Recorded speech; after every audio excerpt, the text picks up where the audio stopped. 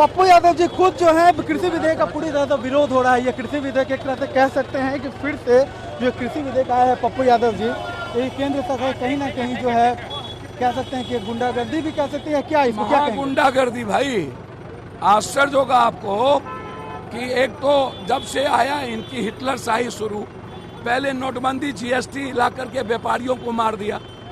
आप इसको समझने का प्रयास करो। और उसके बाद जीएसटी व्यापारियों के बाद इसने जब कोरोना वायरस में पूरे मुल्क को मारा, और अब कोरोना वायरस में मजदूर के अधिकार के कानून को खत्म कर दिया और काला कानून लाया।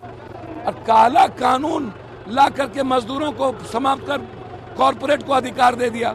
और दूसरी बात, सबसे बड़ी बात मैं आपको बता दूं, और बहुत क्लियर मैं आपको बता दूं कि ये जो स्थिति है, जो आज 1 लाख बच्चे आत्महत्या, 14 करोड़ आत्महत्या, आप इकोनॉमी को समाप्त कर दिए, आपने जीडीपी सबसे नीचे कर दिया, उसके बाद आपने एजुकेशन सिस्टम को कोलैप्स कर दिया, उसके बाद किसानों की आत्मा जो सबसे ज्यादा जीडीपी देती है, आप उसको आपने समाप्त कर दी। आप क्या करना चाहते हो? मुल्क को जिस तरीके से आप करना चाहते हो, आप भारत के आत्मा पर चोट करोगे।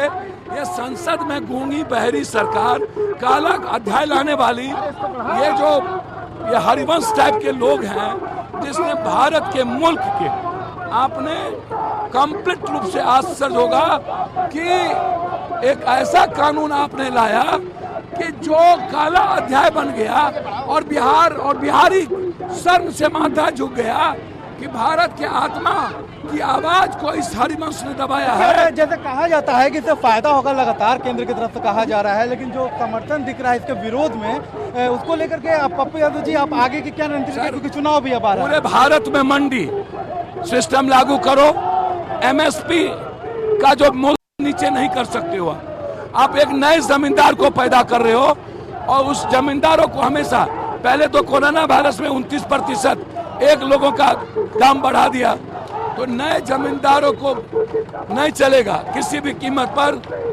परिस्थिति में इस बात को याद रखो। लगातार विरोध प्रदर्शन जारी रहेगा पप्पू जी आपका भी?